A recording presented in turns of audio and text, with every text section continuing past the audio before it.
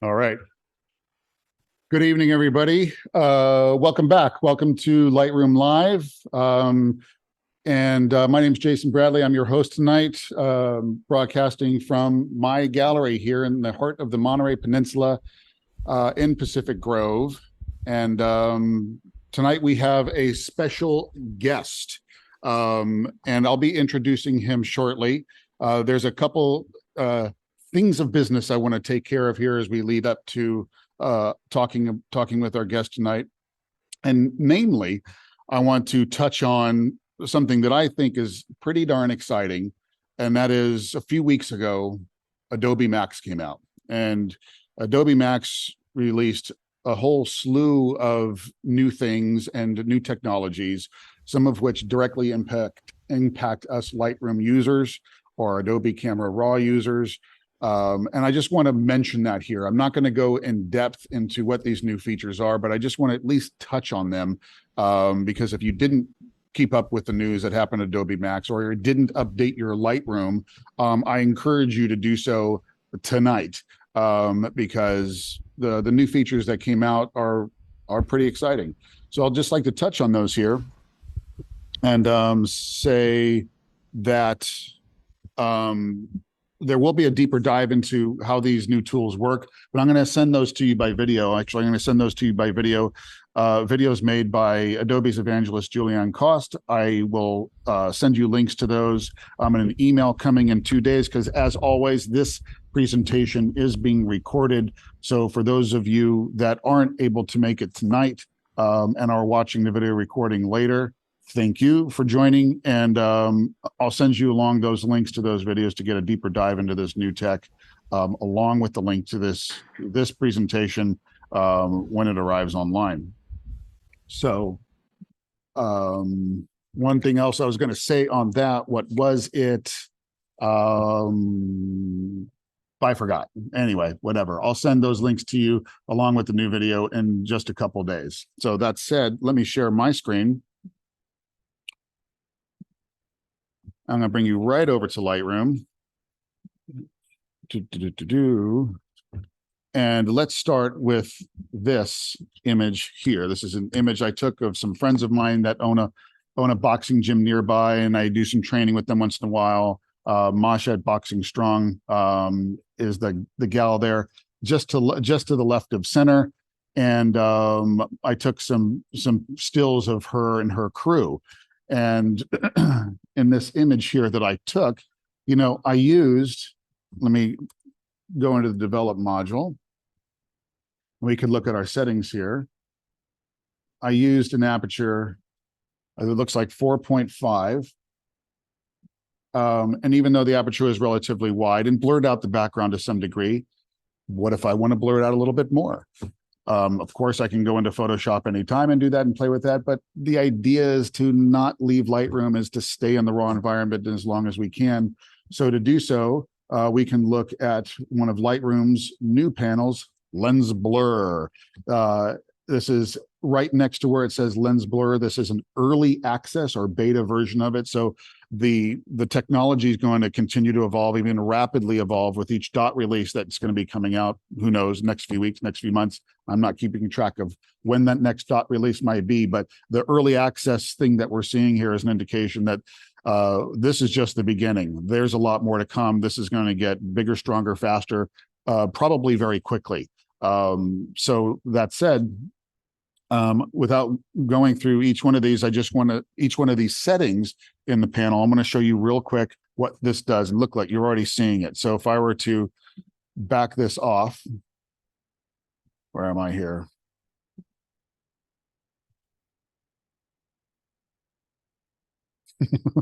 Let me reset this. Come on, reset lens blur. There it is. So here's before. Look at the picture, look at the background behind the people, and here's after. So how you use it is pretty simple, in the sense that all you really need to do to begin to start applying this effect is hit apply. And then underneath apply, there's a slider here that acts as blur amount. So you can increase the blur amount or decrease the blur amount, which then plays with the as it's called, bokeh in the background. And bokeh is a word that refers to the blur behind what's in focus or in front of what's in focus. And the quality of the blur is something that's always been important to photographers. So much so that Adobe offers us different styles of bokeh or blur. Underneath that slider where you can enter blur amount, we can choose from 5 different styles of blur depending on what lens you're simulating here. And to give you an idea of what I mean by that, let me zoom directly into that bokeh. And right now I have this first one selected, or I can click this one. And notice the circles, the bokeh circles. I'm getting beach balled here. We're going to change. Let me go back. Oh, right. There's one effect. There's another effect. Wait for it. Wait for it. Another one's coming. I promise. Beach balling again. And there's another hexagonal effect. You get the idea here.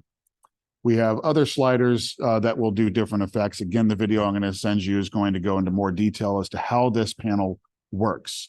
Now, in addition to that, let me bring up another image here. Into the develop module.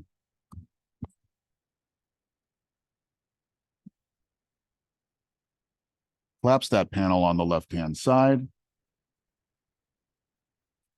And leave my lens blur panel. And now we're going to go to color mixer. For those of you that have not updated to the new version here, color mixer is what's replaced the HSL panel here. If we open this up, we have now mixer and point color.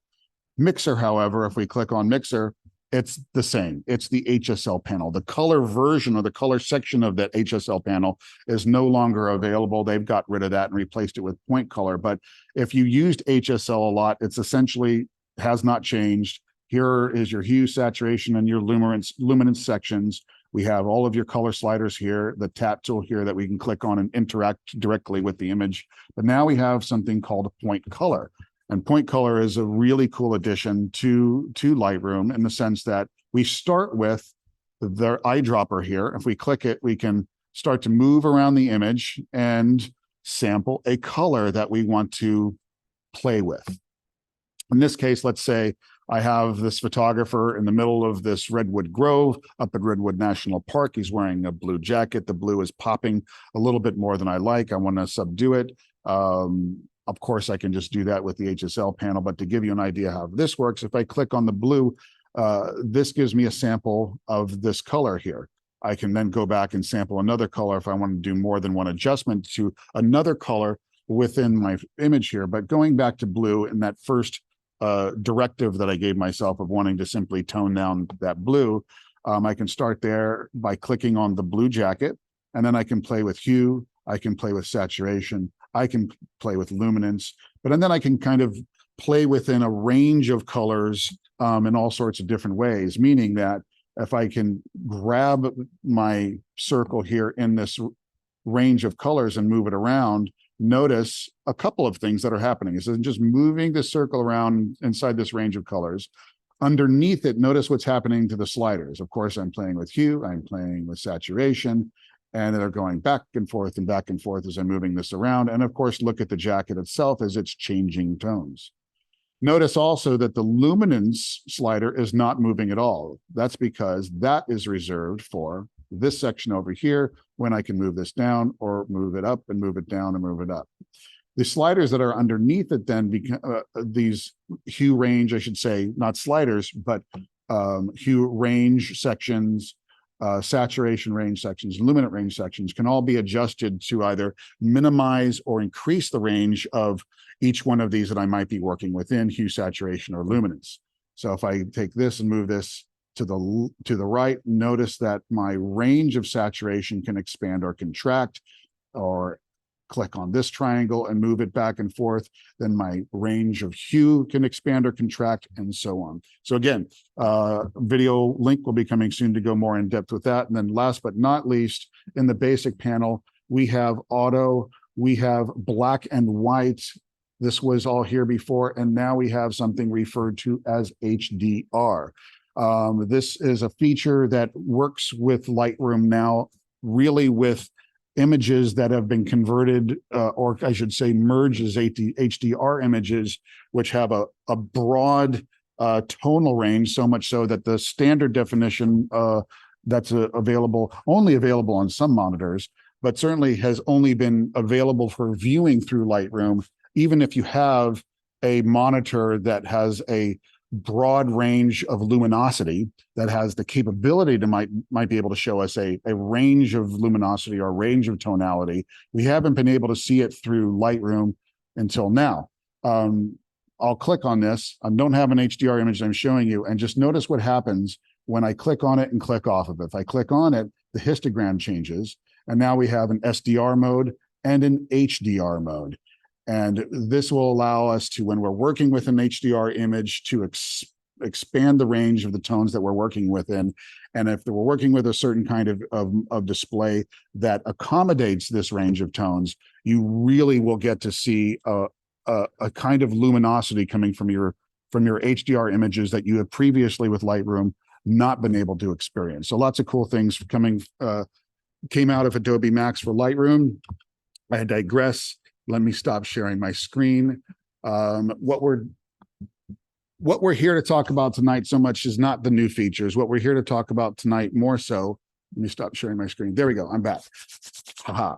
So what we're here to talk about more so is raw files. And we're gonna nerd out on raw files a little bit, and I kind of have the perfect person that just happens to live right down the street from me, a guy named Brian Griffith, who owns a company called Irridient Developer is the name of the software program he has. And I'm going to bring him in and have him introduce himself, probably a little bit better than I am, but boy, does this guy understand what raw files are and how they work, and will help us get a deeper understanding of the technology and the how raw files are structured, because the more that we can understand that, the more we see the value in that, the more we can wrap our heads around raw file workflow, which then ultimately expands our creative potential, as tonight's discussion is titled. So let me unmute him and let me ask to start his video and bring him right in. Brian, good evening. Hi, thanks for having me. Welcome, welcome, welcome. So I just want to tell a little quick story of how we first met, of course, which was maybe 10 years ago. Has it been that long? Yeah. That long? It's been probably at least that long. Yeah.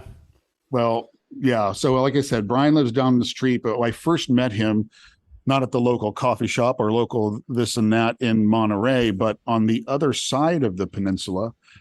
We have a special organization called the Center for Photographic Art, and it's a special organization for lots of reasons, but in short, it's where it's housed is near the Sunset Center in Carmel, and that's also where Group F64 once was, which is that famous group that Ansel Adams and Imogen Cunningham and Edward Weston all began back in the day in that era where straight photography was kind of taking hold, and photography as an art form was really sort of first happening in this part of the world. Anyway, I digress. We were there for a panel discussion. We were invited in by Jim Casson at the time. He was director of the Center for Photographic Art, and if I remember correctly, it was Jim and me, Eric Chan from Adobe, and you. Does that sound right? That sounds right. Yeah. So we were on a panel discussion talking about kind of what we're talking about tonight, raw files. And Brian and I got to know each other. We went out for lunch here and there, and I've just always been had a great time talking with Brian, because like I said at the beginning of this, his knowledge about this stuff is deep, and I always learn from him when I chat with him. And sometimes my eyes glaze over because he knows so much more than I do, but I'll do my best to not tear up tonight. So that said, welcome. Let's start talking about raw files. What is a raw file? Thank you. Yeah. So actually, here let me share my screen here too, real quickly. Before I get too started in the talk, I just wanted to. All right, let's see. All right, so I just wanted to start off here a little bit and make sure the talk's on RAW, but I wanted to make absolutely sure that nobody here has somehow come to the wrong talk. So tonight, I just wanted to be clear that I will not be talking about wrestling. And I also won't be talking about any classic Eddie Murphy comedies, no crude jokes. And finally, I'm not going to be talking about healthy diets. Those are different raw subjects, perhaps for another time. All important though, but another night. Yeah, another night, perhaps. Thank you. Yes. Anyway, so let's see here. I hopefully have stopped sharing my lovely presentation and back to just me. Yeah, so with that said, raw photography or raw photos, camera raw, is basically a file format that is able to capture the full, typically the full dynamic range of the camera sensor. And it also tends to be feature lossless compression, or the files are totally uncompressed, compared to a JPEG image where the files tend to be compressed, or don't tend to be. JPEG files are always compressed lossy. So there is some loss of information. With JPEG, the files from your camera will be 8 bits per channel, which is a much lower dynamic range, features a smaller range of values. So it's more difficult to capture the entire dynamic range of the sensor in a JPEG versus with a RAW file. More of that information can be easily preserved in the file.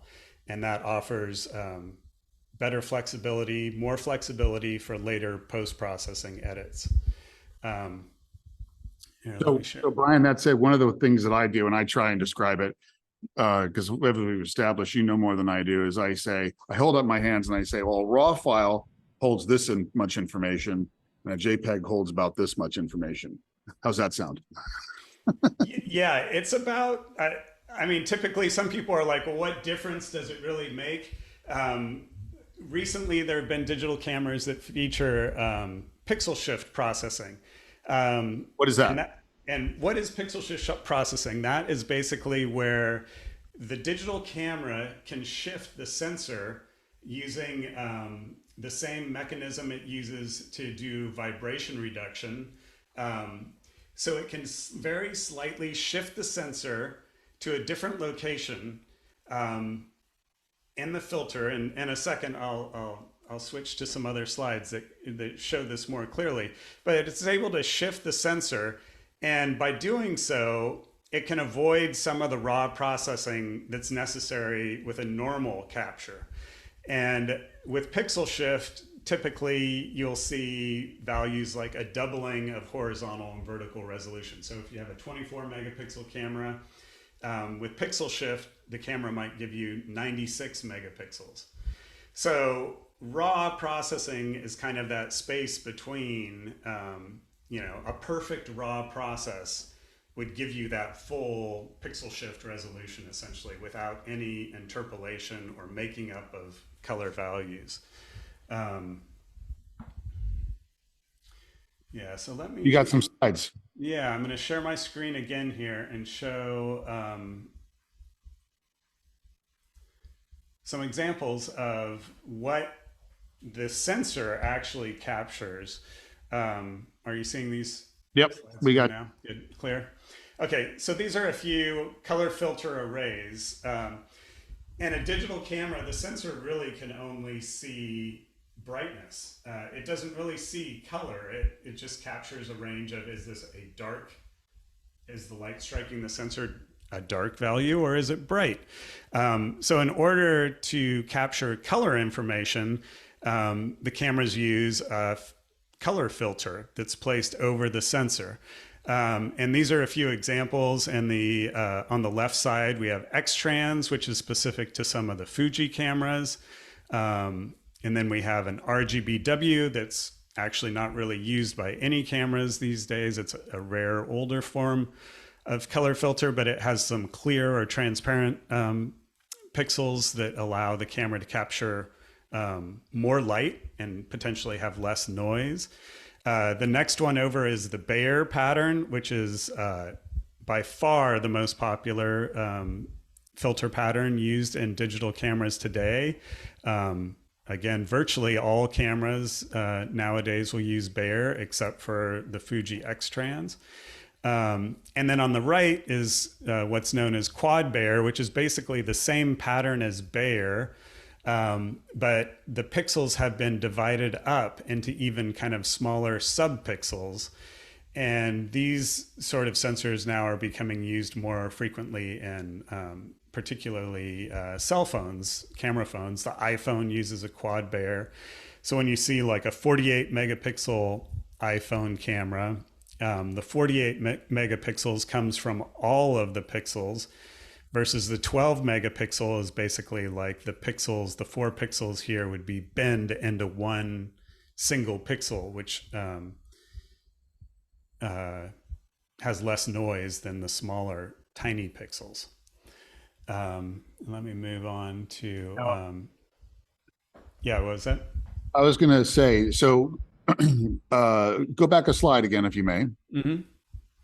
Now, of course, just to emphasize what Brian was saying here, this is how digital cameras make sense of the world in terms of color. You have a 50 megapixel sensor, you have a 50 megapixel color array in front of it, and the red square matches a pixel, and that pixel is dedicated to red. And there's a couple different kinds here in Fuji, which does something weird. Now, I'm just chiming in here on this, Brian. So correct me if I'm wrong. One of the things that I remember once upon a time, I think it still holds true, is that one of the things that was really unique about the raw converter that you've developed, Irridient Developer, is that your Fuji sharpening algorithms and the way you handle Fuji detail is superior, or I should say loved by, really kind of coveted by Fuji photographers. Can you speak to that? Yeah, for sure. So part of beyond the raw file format, there's raw processing that turns that raw image sensor data, this filter data, into a full color image that you would view on a screen or print.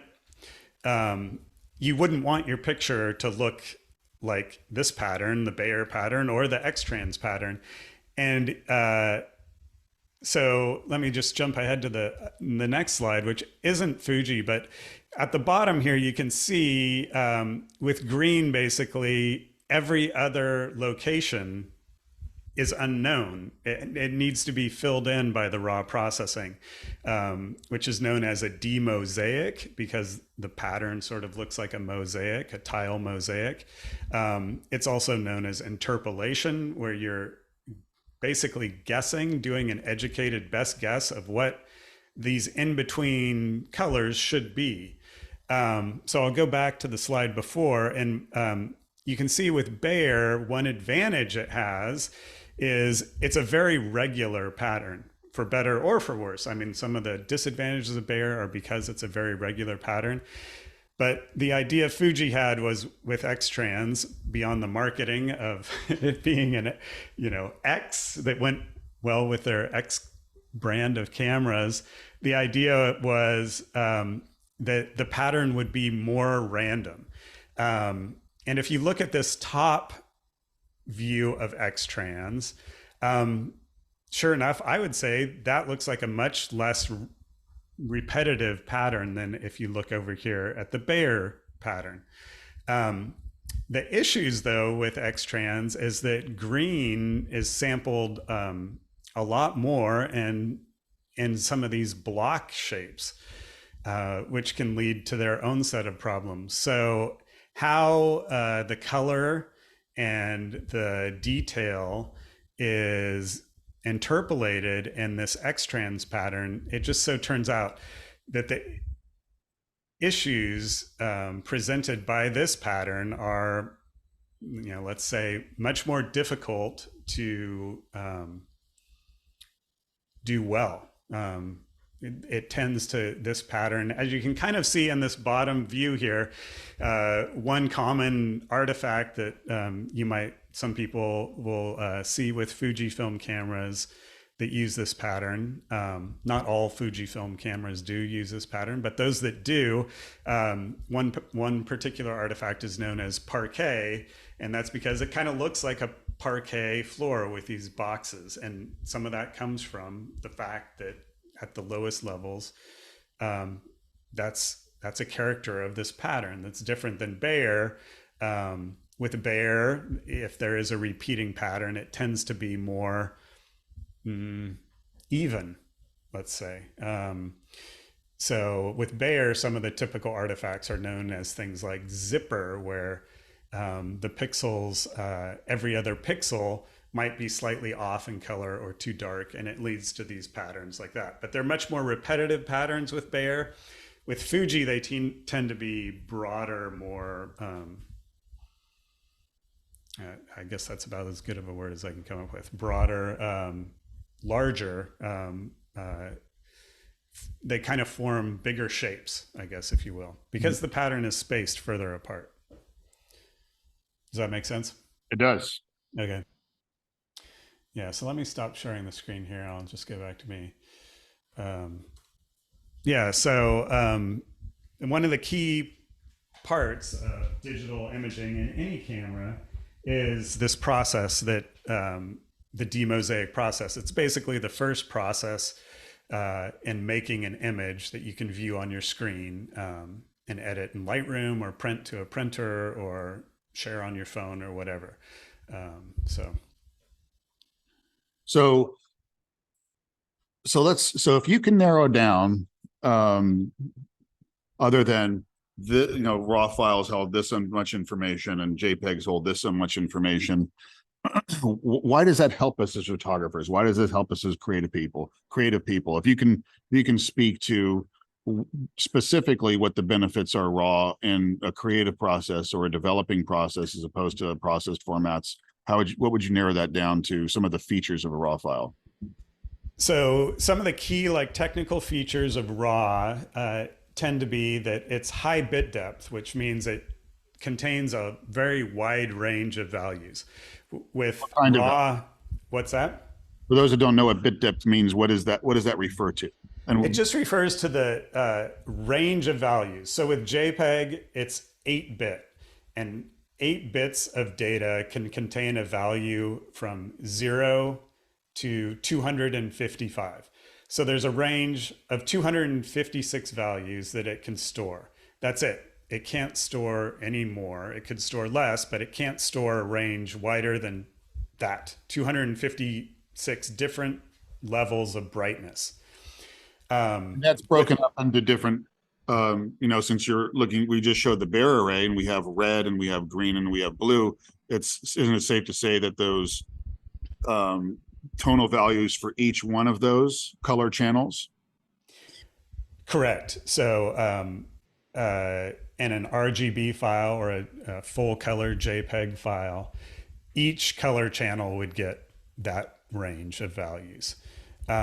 With RAW, there's actually, typically with RAW, not always, but typically with RAW, it stores only the color filter information. So it's one plane of information, which at each pixel position would either be red, green, or blue, most likely, with very rare exceptions of sensors that use a color filter that aren't red, green, or blue. But at each location, it's just going to be one color, and that's it in a RAW file.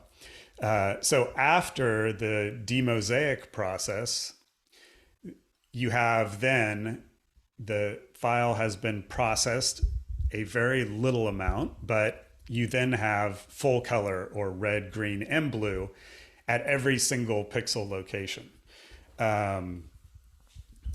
So how is anyway? So I have a question. So how is, red can mean lots of different things.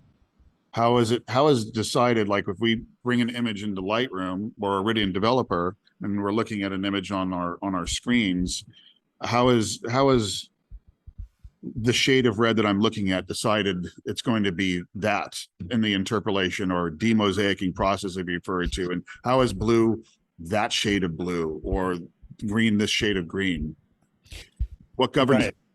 So after the demosaic process, there also, and this happens with camera JPEGs too. Camera JPEGs go through a raw processing stage, just like raw images do. The only difference really with camera JPEGs is the raw processing is done by the camera inside the camera, and then the raw data is simply discarded. But after that raw or the color filter information is available, it has a character to it. Red would be a certain, if you captured a known red object, that red color, you can measure how it's represented in the camera. Just like with an old film scanner, if you scanned an image, I had an image actually recently. Here, just a second. Let me grab something.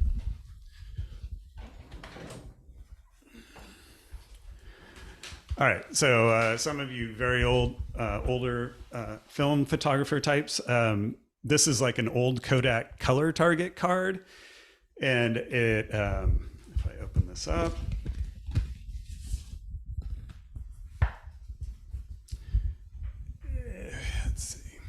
A little glary, but that clearly.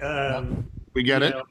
The idea is that this card represents basically every single color you may possibly ever capture onto a piece of film.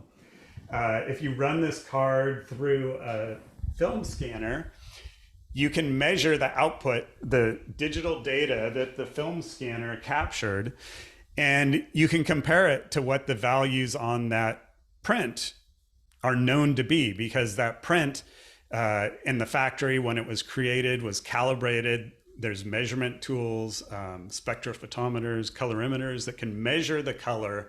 And when that print was made, those colors represent a specific value of red, green, and blue. So if you scan that photo into your scanner, you get digital numbers, 1 through however, 0 through however many, say at 8-bit, 0 through 255.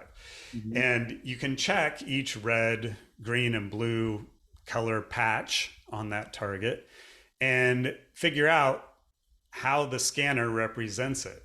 And the exact same thing happens with a digital camera. Those color dyes that are used in front of the image sensor, those color dyes will result in a digital value that can be measured in the numbers of the raw file, and then they can be compared against a reference. I actually, here is a common reference.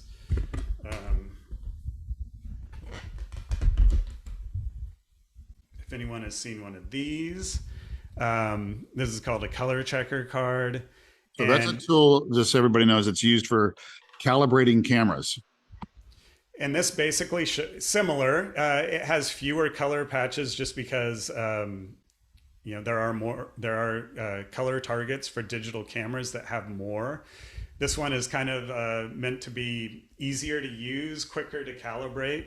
But on this chart, when this chart is made, they know exactly how those values should appear. And if you took a picture of that with a digital camera, you can compare the values, and you can basically create a color profile that through a color management system will match.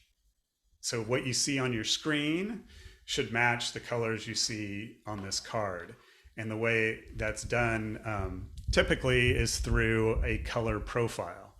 And with a film scanner, the traditional way it was always done was known as ICC color profiling, which was a color management standard that was established long, long ago. With digital cameras, many of them behind the scenes also use profiles, ICC camera profiles.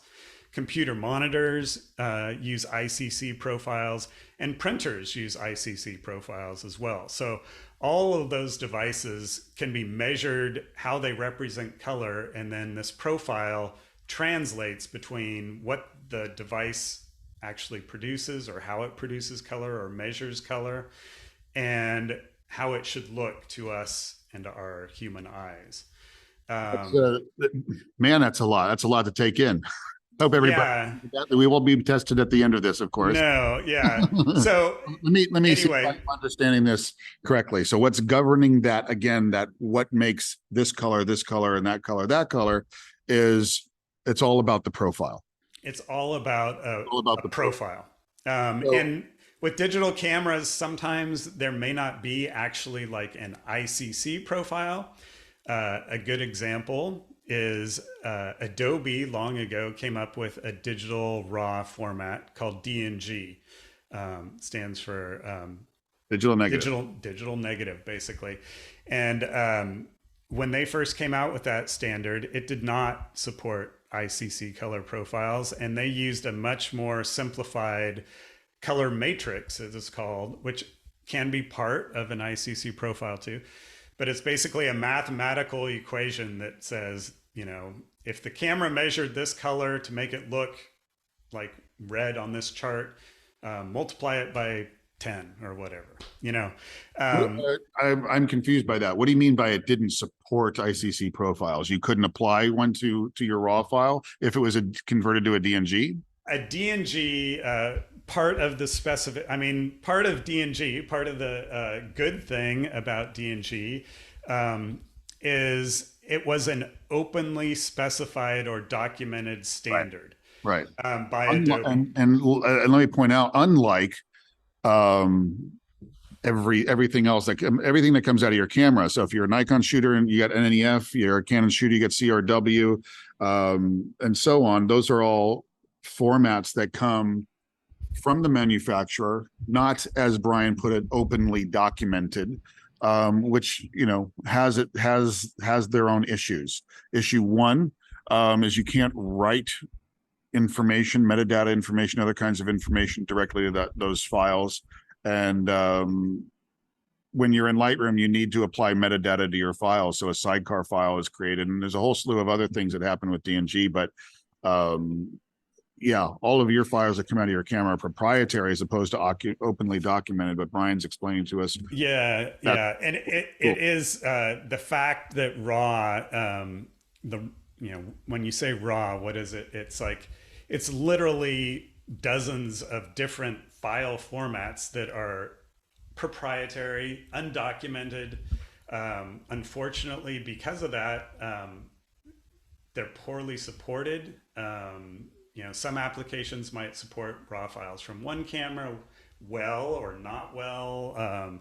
New cameras come out and it might take weeks or months or years, or maybe some software you really like never supports your camera for RAW because the manufacturers do not document any information that the file. So I want to point out something that always just kind of personally bothered me with this, that this is something you're talking about that reminded me of, and that is that RAW is not a format within itself, right? Right. It's a very generic term for a whole bunch of camera file formats. So what bugged me is, and it really bugged me, I wrote a book a few years ago on Lightroom, of course, and I had to mention RAW files often throughout the course of writing the book. And I was trying to make a decision early on, should I write RAW in capitals or RAW in lowercase? Because it became kind of the standard that everybody that writes about RAW files and articles or wherever it is, and all of the cameras, if you switch to RAW mode as opposed to JPEG or TIFF, it's capitalized, which kind of implies an acronym. like JPEG is Joint Photographers Experts Group, and TIFF means something else, and PSD means something else. But it's not an acronym, and it confused people in the sense that it described it, and it still does, because people think of it as a format rather than it's a state by which the data is in, that we are left to play with and manipulate and manipulate in creative ways during our developing phase of our workflow, right? Right. I hope it's right. Yes. Am I right? And so back to the kind of color, with the fact that it's undocumented, and color profiles, and how do you get colors you see on the screen or a style you see on the screen from the raw data. Fortunately or unfortunately, a lot of that stuff has just been left up to the raw developers, Adobe or myself, over the years to kind of figure out on our own, because the camera manufacturers never really followed or provided clear documentation of, like, here is how we come up with our color styles in the camera. Here are our camera profiles. So anyway, when Adobe started DNG, they wanted to make the color specification available to everyone and basically fairly simple. Yep. So initially it just supported this idea of a color transform that could transform from the raw sense, the way the sensor sees the color, the raw colors, to a known color space. And at the time, their chosen known color space was ProPhoto RGB, which has been used for a long time in Photoshop and other applications. And it's a color space that can represent a very wide range of colors.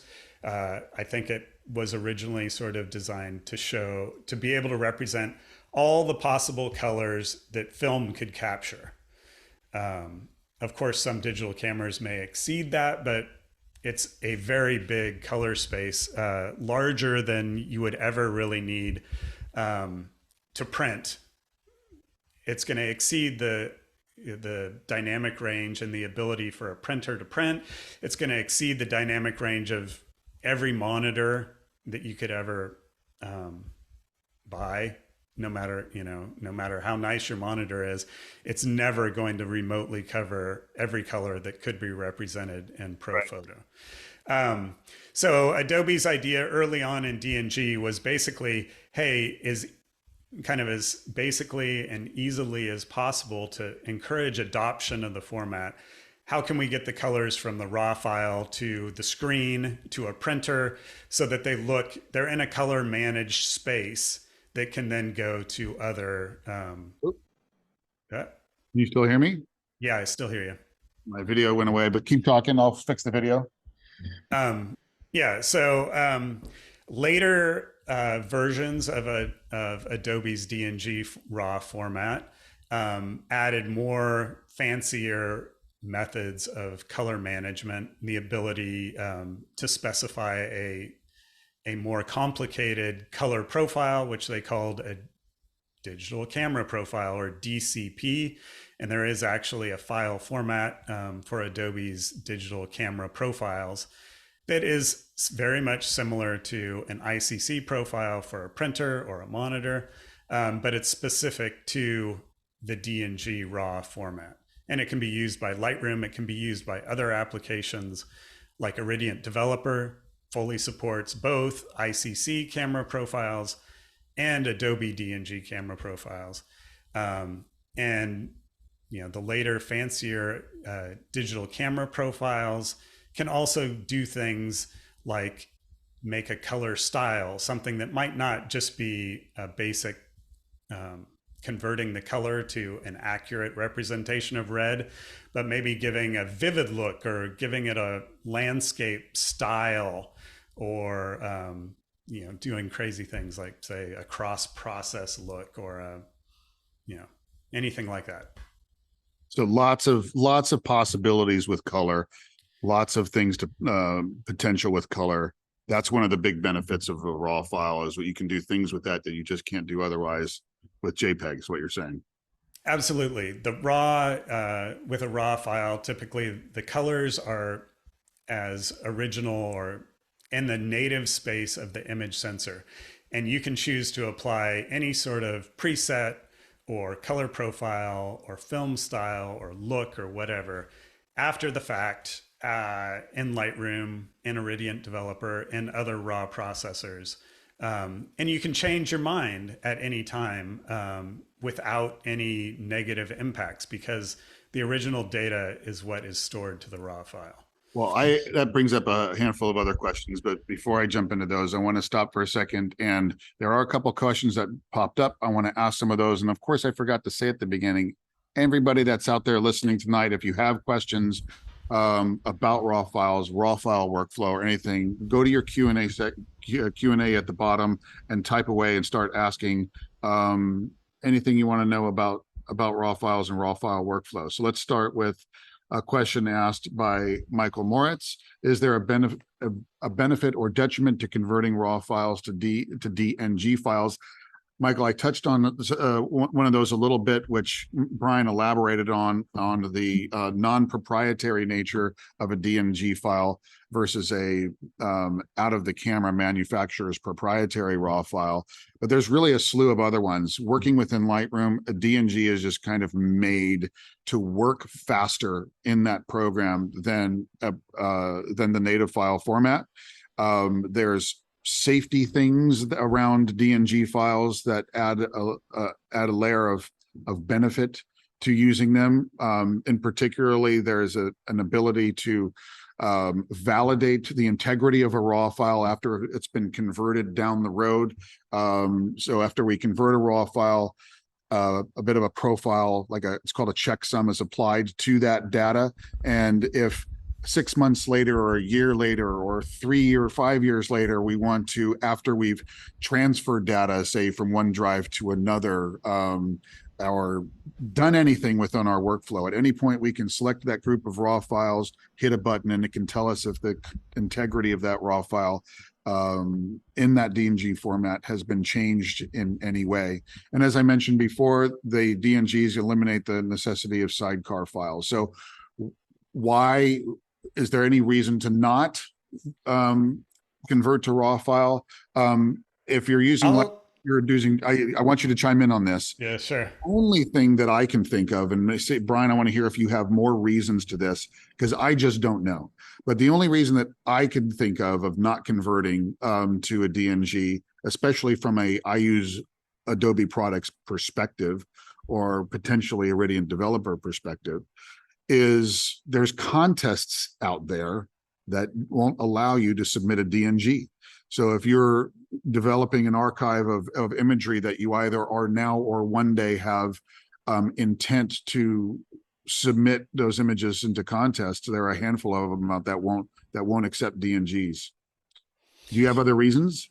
Yeah, I mean, for me, the main reason is that, well, in addition to being a potentially cost of some time, some file disk space, other than within the Adobe ecosystem or within Lightroom, in most other applications, you're not going to see any benefit from DNG. And the negative to me is, in some cases, you will lose compatibility simply because most people are going to use the camera manufacturer's RAW format. Therefore, most of the users of RAW processors are going to be using that format. So DNG tends to be, outside of Adobe, I feel like it's a little less well supported. One glaring... Didn't support it. I think they are now, though, as an example. But yeah. Yeah, one glaring example that is pretty much always universally the case is if you like to use your camera manufacturer's own RAW processor, you know, Nikons or Canons or Sonys or Fujis. Yeah, they aren't, personally, I don't think they're that great, but there are people that would, you know, one thing that the camera manufacturer's software can offer is the ability to basically like mimic or exactly duplicate the color output. Like, say if you had a JPEG and you wanted your RAW files to exactly match the JPEGs you took on the camera, typically the camera manufacturer's software is one of the easiest ways to process the RAW such that it looks just like the JPEG from the camera. And universally, if you convert to DNG, the camera manufacturer's software doesn't support DNG, except for in the rare cases where I'm going to share my screen while you're talking. Okay. Except in the rare cases where the camera manufacturer's RAW format is DNG. And there are a few cameras, Leica being the most prominent one. And actually now, virtually every cell phone that captures RAW, including iPhones, Google Pixels, Samsung phones, if they capture RAW, they use DNG. It's almost universal in cell phones. So, let me jump in on that in the sense that there's one more thing I forgot. But Brian, you mentioned that DNGs were, when you convert to a DNG, it does not make the file size bigger. It decreases the file size. Are you under that impression too? It depends. It can. So RAW files typically will be, well, it's not really typical. They can be anything, but they can be lossy compressed, even using JPEG compression. DNG, for example, supports an 8-bit lossy JPEG compression with a raw DNG. Or they will be lossless compressed, or in some cases, they'll be completely uncompressed. If the original RAW file is completely uncompressed, for example, some cameras, that's for a long time, that was the only format they had for RAW was uncompressed. In that case, DNG supports compression. DNG supports lossless compression. Here's what Adobe does with Lightroom. Here's what Adobe does in Lightroom. If you can convert to DNG, it does make the file size approximately 30% smaller. Whether or not they're applying a lossless compression to that is something I'm not clear on. I've never asked that question before, but it does make it 30% smaller. Now, however, and I want to say this too, because there's an option or an alternative choice to this for those of you that are for whatever reason wanting to convert to DNG, because there really are some benefits in Adobe products of it working faster in the develop module, could speed up your workflow. And when you're doing a lot of developing to particular files in Lightroom, like if you're adding a lot of sensor dust removal or spot removal to thing, if you start building layer and layer and layer of spot removal onto a particular image, it can really start to slow down your computer's processing capabilities. So having the added benefit of having a format that just works inherently faster is going to be helpful to you. But anyway, I'm getting off topic. For those of you that have interest in converting to DNG and using that as an archival format, but don't want that inability to enter contests down the road, you can convert to DNG while maintaining or encapsulating the native format that you can unpack later for such an application. However, if you do that, then you increase the file size converting to a DNG, and that's something that you'll do in the prep. Yeah, I absolutely don't endorse doing that. I think it's just a terrible, terrible idea. It makes for a bigger DNG file size. It's going to slow down your processing. If you want both, just archive the original. Archive the original and archive the DNG. Again, outside of Adobe, I don't think, personally, I don't recommend people, with the rare exception of my software that does convert to DNG, but that's a whole different story, a whole different way of using DNG than like Lightroom would use DNG, which, yeah. The main benefit, I guess, is if your camera doesn't support a good lossless compression or only supports uncompressed, then converting to DNG might save you some file space, might make the files work a little bit better in Lightroom. But I don't generally think it's, I don't tell people to do it just for just to change formats. Well, yeah, I agree with you on that one for sure, Brian. I don't recommend it too. I'm just a convert to DNG kind of guy myself. and I don't really personally enter my stuff into contests, so that's just me. But those are the kind of pitfalls either way. But I wanted to point something else out here, and I don't know how well these work, but in the profile section, because as Brian's pointed out here, it's all about the profiles in terms of when we're taking our raw data and we're processing it to some degree to show us a version either on the back of our cameras. Take a picture, can't really see raw data, but yet we're seeing a picture on the back of our cameras, and that's a processed a version of that raw data where a profile supplied by the manufacturer is being offered to us. And then in Adobe, similar kind of thing, we're looking at a preview, in this case here in Lightroom, where an Adobe profile is applied to that raw data. But something I want to point out here, referring back to one of the benefits that Brian said of maintaining a native raw format, is you get that compatibility with other software programs. And if you have interest in working with Nikon's program and Fuji's program and et cetera, you'll have that benefit maintaining the native format. And you won't if you can convert to DNG. Well, Adobe's tried to work around this. Well, how successfully, you kind of be the judge and do your own comparisons. But inside the profile section here, is it still available? I haven't even looked for these in a while. We have basic. They used to have. It's just not clear anymore. You know, Are you looking for camera matching profiles? Looking for camera matching profiles. Yeah, so camera matching profiles are basically Adobe's attempt to mimic the camera JPEG styles that different manufacturers have, like Canon or Nikon or Fuji. Each camera manufacturer will have a different set of styles or looks that you can choose in the camera for JPEGs. And if you want to duplicate or have a similar starting point, a similar style and RAW, it's often possible, but depending on the software you use, like Lightroom, you would have to choose a profile that would match, a camera matching profile that would match that. I'm not sure what camera is this photo from? That might be what the problem is. Thanks for pointing out. That might be an iPhone photo. Okay. Would cause the problem there. So let's go to this and see if I see a different set of profiles. Bring this into the develop module. Excuse me a second.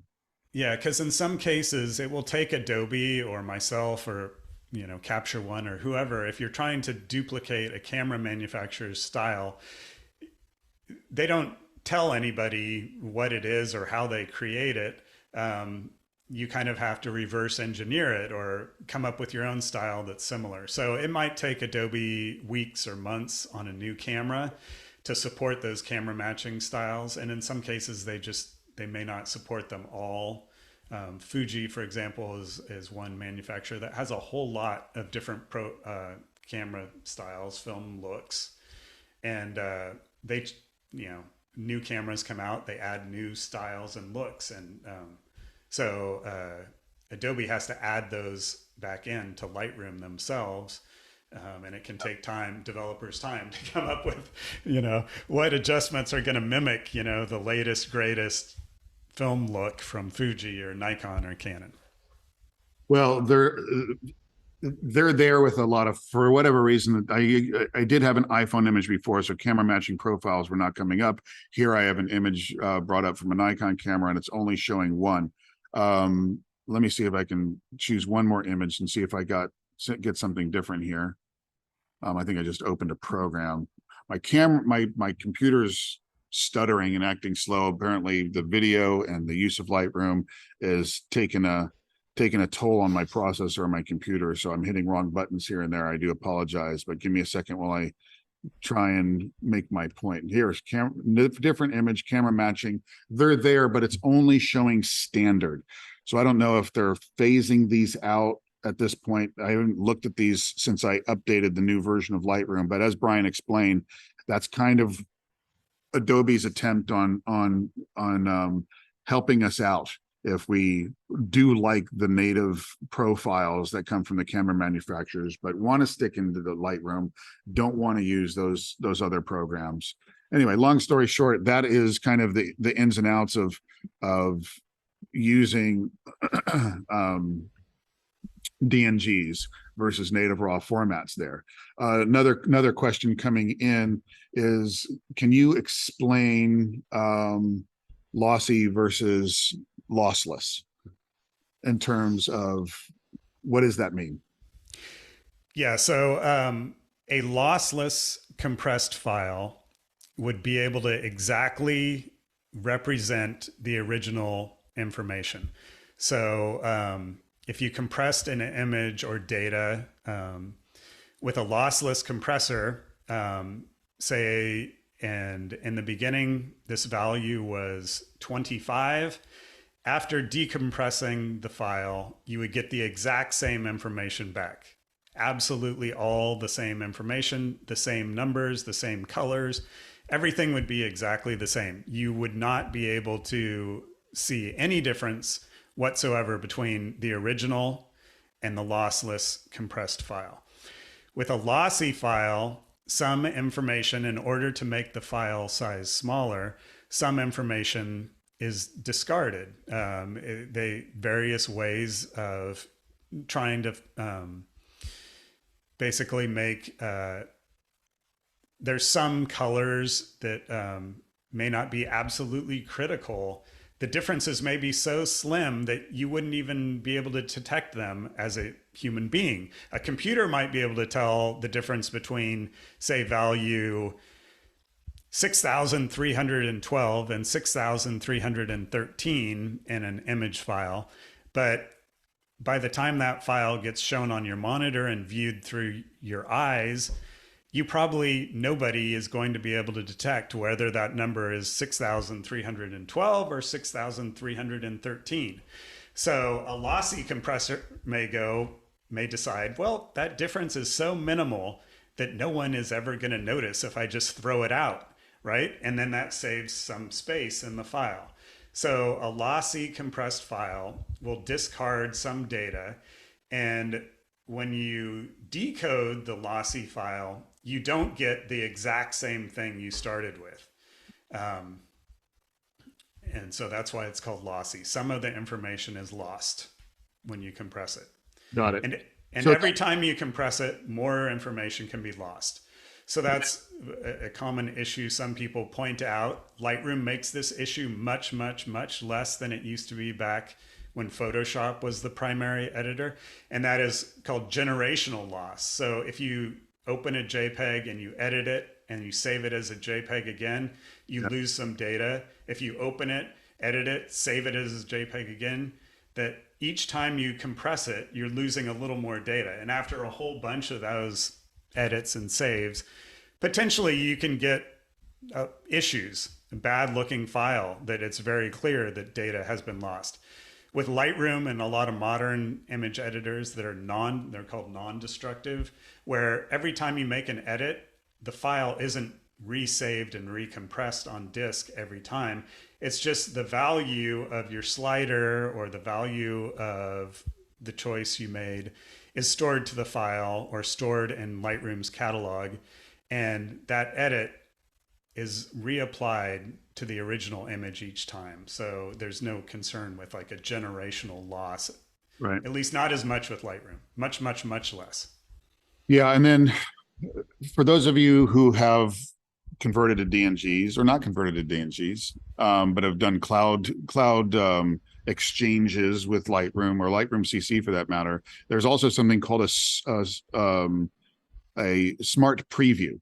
And smart previews are used by Adobe as a way to create a preview that's essentially a compressed raw file that allows you to have all the benefits of a raw file in Lightroom, in the sense that you can develop an image in the develop module while having that image where, let's say your image resides on a hard drive, where you would normally not be able to develop that file if that image is on that hard drive is unplugged. But if a smart preview is generated or a compressed raw file is created, that's saved on the catalog, which is not saved necessarily on your backup hard drive, and you can still do developing. And if you're actually transferring images on the cloud with Adobe, a smart preview is generated. So in short, I just wanted to let you all know that that's what those are. Smart previews are in fact compressed raw files, where the size of those are, I want to say, 70% smaller than an original raw file. But yeah, so another question here. Won't DNG backups take much longer because you have to back up larger files rather than mostly backing up XMP files? As explained, raw files, when you converting them in Lightroom, are smaller, is what I've found, unless you're going that other route of encapsulating the raw data, excuse me, the native format, which Brian is saying do not do. Question directly for you, Brian, from Ken Astring. Can Brian touch on linear raw versus mosaic raw files?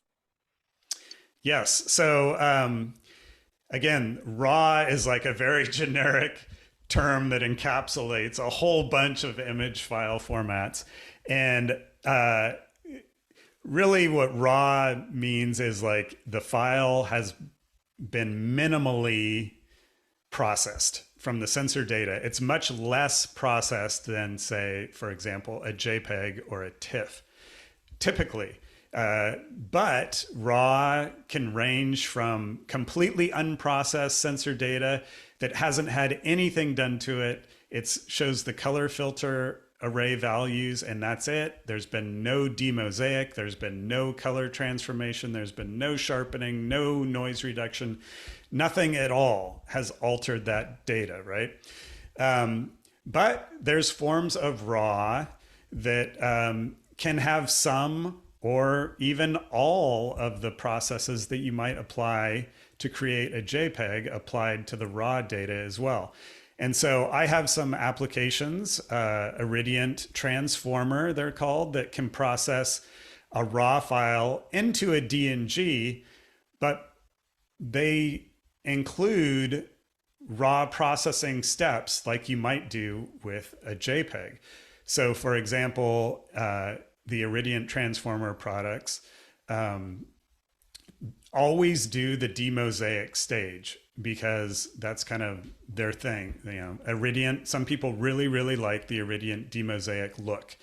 And so this is one way to get the Irridient demosaic processing look inside of other applications like Lightroom or Capture One, etc., without really having to learn a whole new raw processor or changing your workflow much at all.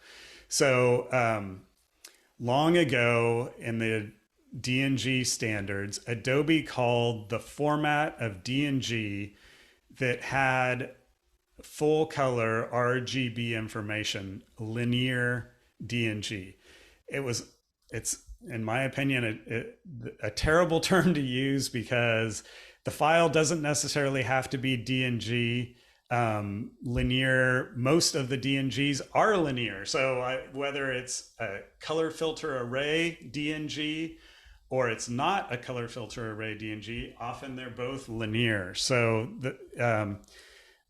but when DNG was originally created, linear DNG meant as a term that the file had been demosaiced and the file contained all color information, red, green, and blue. It wasn't just the color filter. Is that clear? Yeah, absolutely. Yeah, thanks. All right. Learned something from you on that one for sure. Another question from Kevin Lohman. Hey, Kevin, with my Z9, I took a look at the profile browser and I see 31 profiles under my camera matching. Well, thank you, Kevin. I don't know, it's more of a question, it's just a helpful tip. I was having a little trouble there, clearly. So they're there if you want to see them. Again, Adobe reversed engineered a bunch of camera matching stuff that you can keep the look looking like what your camera manufacturer offers. I want to say, just since I was talking about this a couple different times, you know, it's all about the profile, as Brian mentioned at the beginning of this. But when you're looking at an image, unless you change your settings in the develop module in Lightroom, you're looking at a default profile that's I don't think it's Adobe standard anymore. There might be Adobe Color now. I can take a look at it, but either way, it's Yeah, just it's Adobe Color is the default now. yeah, it was Adobe standard and then they moved it over to Adobe Color. I don't even pay much attention to that because I honestly don't care. Because I always think of a profile as just a generic starting point, whether it has maybe color is a little bit more colorful and contrasty than Adobe standard, which might have been more muted in its tonality and the contrast curve was maybe just a little bit flatter. I don't know. I don't care because I know that with my workflow, it's just a starting point. And from there, I need to take time to define that image in the way that I want to define it creatively. And as much as all we're talking here about this fun and nerdy stuff about what makes up a raw file, at the end of the day, what dictates whether or not we're making an image that's impactful or not, that we like or not, that our friends and family and whoever we're showing our image to like or not, is had often by way of not having a deep understanding in the tech. Although that's something that can help us get us there. It's having a deep understanding of what it is we want to say through our photography, what the vision is that's driving our work, what our ideas are. And if our ideas are clear, then we have a sense of clarity on how we're going to play with our images in Lightroom by dodging and burning and working with color in this direction versus this direction. Warm tones create one feeling, cool tones create another feeling, etc. So I'll just, can I jump in real quick there? Profile is just a starting point. Please do. Yeah, one thing I just wanted to say though too is one thing I hear a lot being a raw, someone who does raw, a lot of people will contact me with questions too, is if you really like the color, a specific style or whatever that your camera produces in JPEG, you don't have to completely change that for raw. And that's sort of the point of these Lightroom camera matching profiles, is if the camera, whatever style it is, one of those 31 Nikon styles matches your own personal starting point style well, you can choose that and start there. And you shouldn't have to feel like, some people feel a little overwhelmed with raw, like there's a whole bunch of edits they have to make because the file's raw. That's definitely not necessarily the case. If you like a preset, you can use it with raw, and that's can be a good starting point or a finishing point for some people that might shoot JPEG out of camera and love a particular film look from their camera. And half the time they feel like they don't necessarily have to make a lot of edits to color or contrast or whatever. Don't feel guilty. If you're shooting raw and you pick a preset and you like it, don't feel like you have to go into every single option in Lightroom and change it. That's it. Yeah, well, do it. Go with what your gut tells you is what I always try and preach here. And what should dictate that is, I'll go back to it again, what your idea is for the image. And the more you can connect with that really at the beginning of your workflow, meaning like while you're holding your camera, the more you can at the front of your workflow gain clarity on, what your subject is and why you're shooting it, what you want to say about it. It does so much for you at the beginning of the shoot, but then that all translates into how you're developing your image. I mean, if I have those questions answered, this is my subject, this is what I want to say about it, that right there tells me so much stuff. It tells me what lens I want to use, what should be in the frame, what should not be in the frame. Should I be zooming in closer or not? Should be zooming in closer.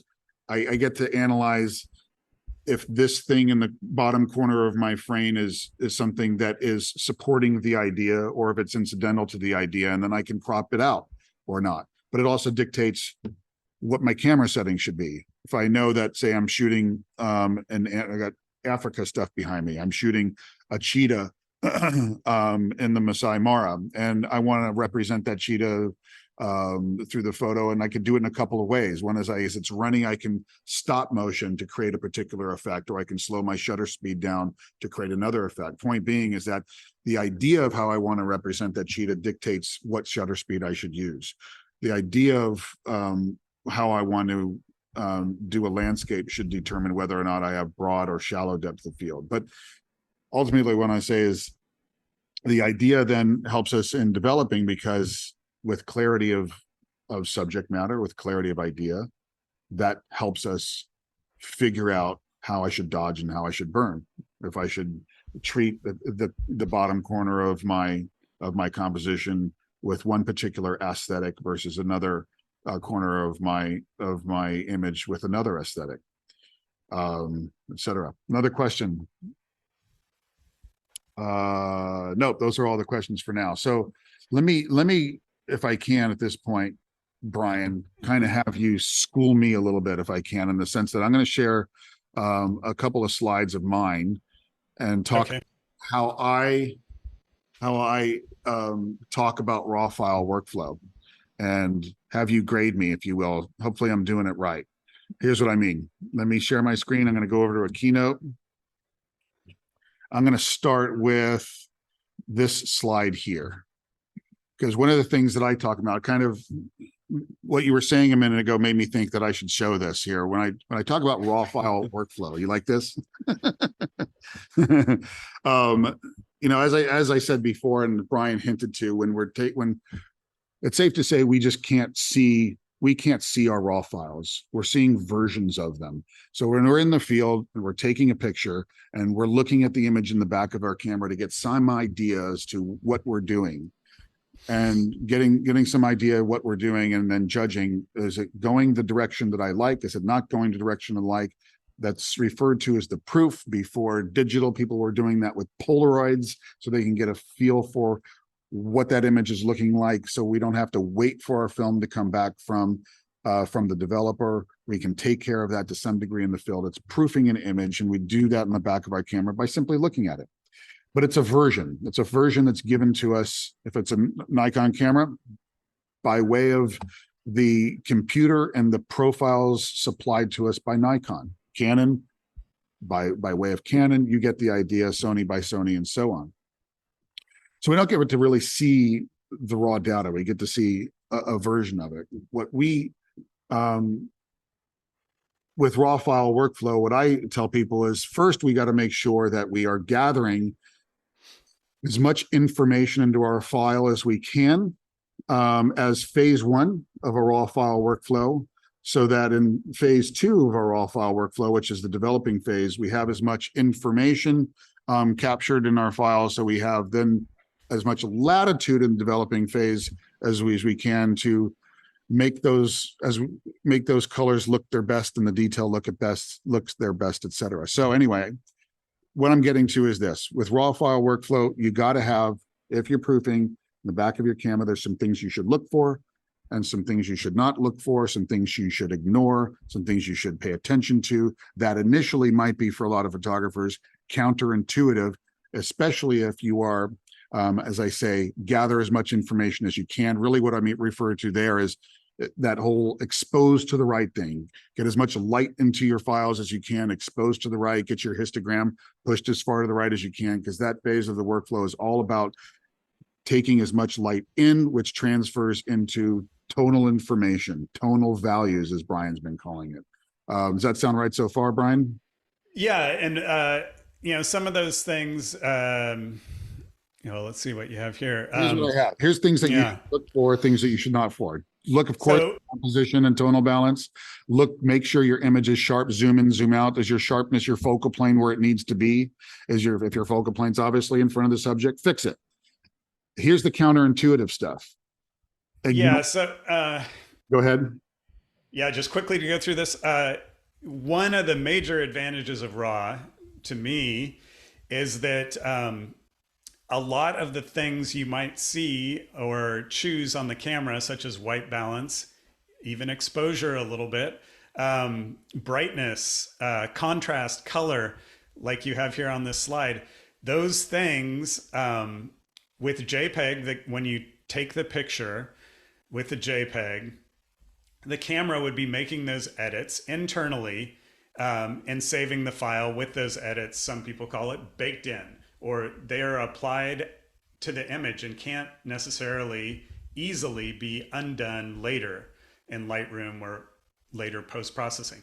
With RAW, any edits to things like sharpness, brightness, contrast, color that you might choose on the camera that you might see in the viewfinder or on the back of the screen, on the LCD screen, those edits don't impact the raw data, which the great thing about that is then if you accidentally messed something up in camera, like white balance is a common thing that people may get wrong, or the camera gets wrong, then later you can totally change your mind and change it, and there's no negative disadvantage to doing it later in Lightroom. You don't have to worry about getting white balance exactly right when you're out in the field or taking pictures, or the cheetah runs across the path in front of you. It doesn't matter. You can make those decisions leisurely later, sitting in front of your computer in Lightroom, and you lose nothing. Yeah. So yeah, exactly right. You want to get the composition in the camera right and stuff like that. Sharpness, I say, I mean, for sharpness, it's really about, you want to get the focus point right. You don't need to, again, with RAW, sharpness isn't baked into the RAW file. So you have a lot of leeway to choose sharpening algorithms and after the fact in Lightroom or in plugins or in other applications. You can do a lot of sharpening later, you know, and you don't have to worry about what the camera sharpness setting is necessarily when you take the picture. But where the focus point is important. That's okay. Good. Absolutely. So I'm on the right track. Yeah. Good. Yeah. Thanks for approving my work here. I always feel better when I have somebody like you saying, "Yep, you're on the right track here." But I say this requires some faith, because it does feel counterintuitive in the sense that if you are doing that thing where you're exposing to the right, in a lot of situations, arguably most situations, you're going to look at that image in the back of your camera. It's not going to look right because it might appear too bright and the contrast might appear flat. It might be both of those or one of those things. Your color might be off. And why it's counterintuitive and why you should have faith in raw file workflow is it's not supposed to look like a polished product like a JPEG right out of your camera. You want a JPEG to look, baked. You want it to look done. But not a raw file. A raw file, it's all about gathering that light and gathering that information initially. And have faith, because as Brian pointed out there, you're going to, in that developing phase of your workflow, that's your opportunity to normalize those tones, to bring those colors out, to fine tune that detail, and all that stuff. So that stuff comes, but have a little faith at the beginning of the process, because in the developing phase, that's when the creative side of the stuff kind of kicks in. Okay. Yeah. And that's where RAW gives you a lot of flexibility. You can do, sometimes people come to me and are like, is JPEG completely unsuitable to high quality work? Is it not professional? Do I have to feel bad that I take a picture in JPEG? Absolutely not. JPEG can also be used for high quality work, professional work, for printing, for whatever. JPEG has its advantages as well. But one of the key advantages RAW has is the flexibility, the ability to completely change your mind after the fact. And if you want a good looking JPEG and you go to the effort of making changes to the camera settings such that you get a nice finished JPEG, but then you change your mind, like let's say you're doing some street photography and the scene, it would look great in black and white, right? So you set your camera to black and white, you take a JPEG and you go back home and you're like, oh, that, car or whatever in the scene would have looked great in color. Well, if you're in JPEG, you're out of luck. You can't convert it back to color. If you took that image in RAW, you could change your mind and convert it to color instead of black and white. So I brought this slide up to speak to that. And this is,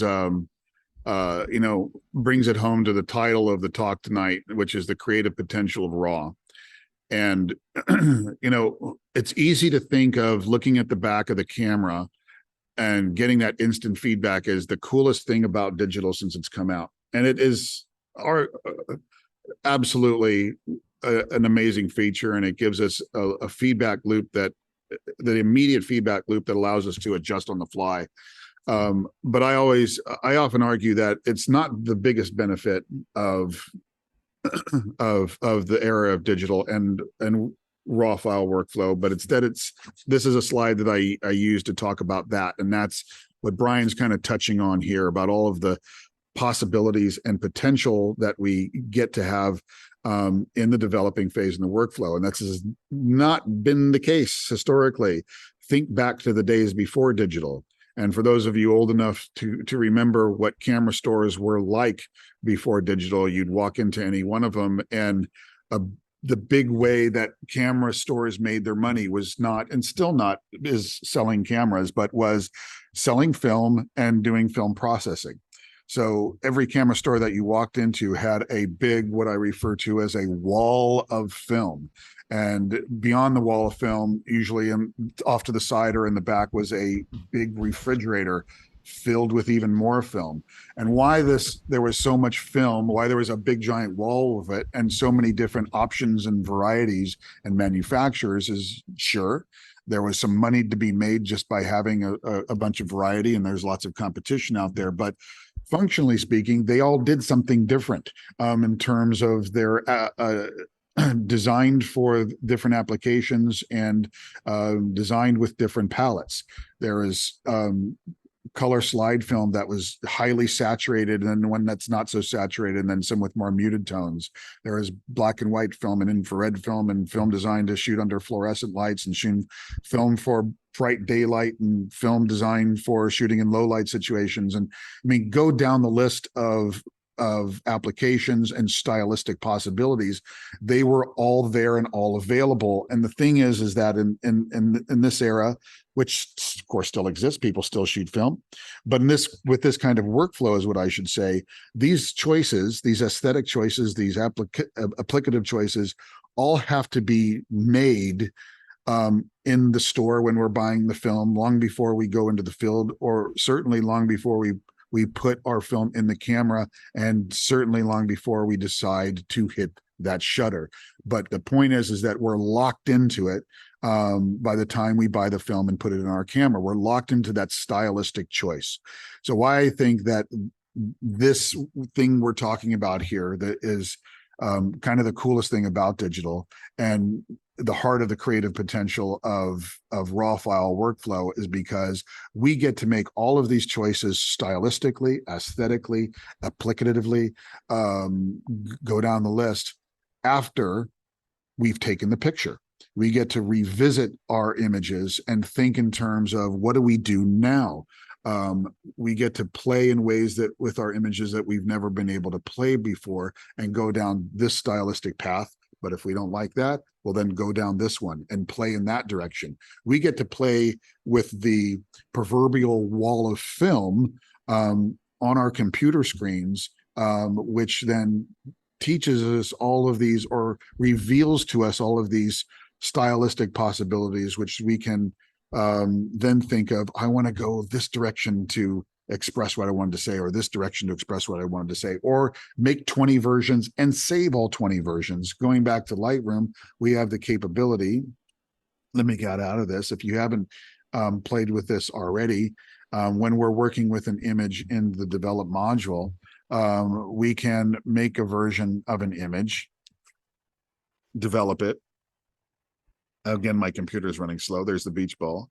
And after we've developed it in a particular way, we get to save that version and then reset it and start anew. And the way we can reset a version in Lightroom is by slow. My apologies.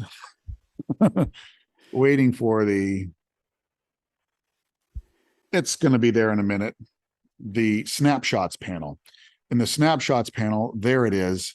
The snapshots panel there, that is the panel that we can utilize to save our different developments. We can make a color version that's got saturated colors. Hit the plus button and then call that saturated color, save it. Sat color.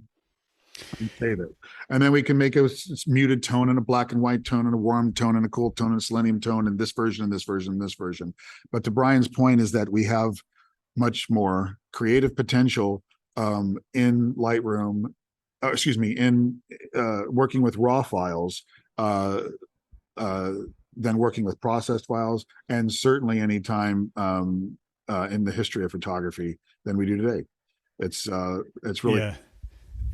The other nice thing is just that you have that luxury of making those final decisions about your images, sitting in a controlled environment like, an office and controlled lighting, looking at a nice large color managed monitor versus if you're using JPEG in the field and trying to get the best style or look or whatever you can out of the image. Some of those decisions like white balance, you have to make that decision in the camera, in the field, using the viewfinder or the back LCD, where in some cases I think it's pretty much impossible to judge something like white balance or sharpness or contrast on the camera out in the field. And so a nice thing for me that I've always really liked about RAW is that you don't have to worry about that. You can go out in the field and take pictures and enjoy the environment and then edit later. Make some of those decisions about contrast and color and everything else, not only later, but with a large monitor, for me is a huge benefit. I don't want to have to feel like I need to make those decisions on my camera in real time. It makes photography more enjoyable for me if the editing portion of the workflow can be separated out and done when I get home or next week or next month. Anyway, and I know that the file I have sitting on my drive is completely flexible. I'm in control of making whatever decision I might choose to make about that file later, rather than right at the moment I took the picture. very cool. Brian, that's a perfect note to end on. Thank you so much for being here tonight. Yeah, thanks for having me. Yeah, learned a lot. And we didn't talk about this nearly as much as it should, but again, Irridient Developer is the name of the program that you've made all on your own, isn't it? Yeah, so here, let me just put up real quickly. Can I share my screen here? And I'll just put up my website. Let's see here. And in case we haven't mentioned this or not, Irridient Developer is a program that actually can work cooperatively with Lightroom. So if you want to try Brian's program here to use as an alternative or to complement what you're doing with Lightroom, you certainly can without leaving it. Yeah, and there are free demos of all of my applications on the website. I currently have 5 applications. One, Irridient Developer, which is my original application I developed nearly 20 years ago now. Blows my mind. It's been that long, but so Irridient Developer is Mac OS only, and it works with RAW, and it also works with standard images like JPEG and TIFF as well. It's just a general image editor.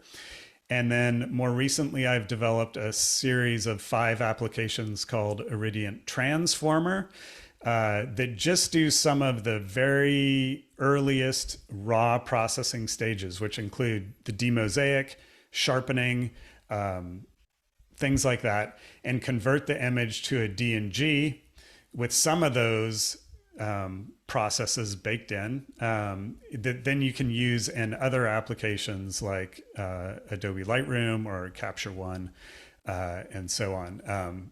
Getting a little bit of the Irridient raw character quickly and easily in a way that can fit into other workflows. Cool. Thanks for that, Brian. I recommend everybody go over to Brian's website to take a peek at how this thing works and see if it makes sense to incorporate in your workflow. When I played with it in the past, I love the results that I was getting from it. And like I said, it's a highly regarded alternative to using the develop module, because there's going to be inevitably some things that you're going to work with in Lightroom where you think it's not quite going the direction that I want it to go. Well, play with Irridient and to see if it's going to solve those problems for you. Brian, thanks again for coming. Thanks for having me. And Son, unscrew your screen for a second, and I'll say goodnight to all of you. We do not have our guest scheduled for next one. We're going to surprise you all again in the next couple of weeks, but we do have a few people on the hook. We're just going to work out the dates. We have some wonderful photographers lined up that will potentially be talking about their workflow with Lightroom, showing some of their images. We do have some people from Adobe that we're talking to that will come and talk about particular features of this program, or even Lightroom CC. So some stuff in the works. Keep an ear and eye out for what's happening by way of email in the next couple of weeks. I will be sharing another article series for those of you that attended the last webinar on organization. You all received 4 different articles from me on organization in Lightroom. Well, we're going to follow up this one here with an article series I wrote about raw files. So I'll be sending that to you along as well, along with the link to tonight that will be posted on the blog and then fed from YouTube. And that's coming soon. So lots to come by way of email in the next week or so. Stay tuned. Again, thank you all for attending. Until next time. Thanks. Good night. Good night.